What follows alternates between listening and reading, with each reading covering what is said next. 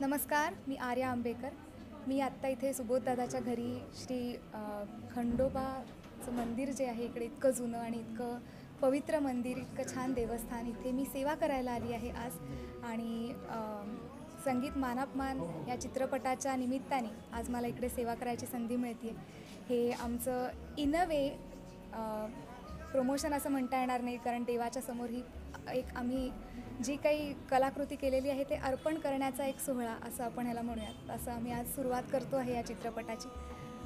तुमच्या सगळ्यांसमोर ही गाणी गेल्या काही दिवसात रिलीज झालेली आहेत आणि इतका छान प्रतिसादसुद्धा त्या गाण्यांना मिळतो आहे.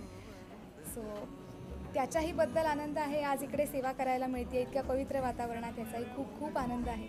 आणि ह्या चित्रपटाबद्दल मी असं एक सांगेन की संगीत मानापमान ह्या कलाकृतीला इतकी अजरामर कलाकृती आहे ही. अजूनपर्यंत संगीत मानापमान ह्या नाटकाचे प्रयोग सुरू आहेत आणि जे बालगंधर्वांनी सुरू केलं होतं, गोविंदराव टेंबे, खाडीलकर ह्या सगळ्यांनी मिळून जी काही एक भव्य कलाकृती निर्माण केली होती त्याची लेगसी अजूनपर्यंत फॉलो केली जाते आहे. थँक्स टू सुबोधदादासारखे कलाकार जे इतक्या सेन्सिटिव्हली हे टॉपिक्स हँडल करत आहेत आणि तुमच्या सगळ्यांपर्यंत ते एका कंटेम्पररी स्टाईलनी पोचवतात.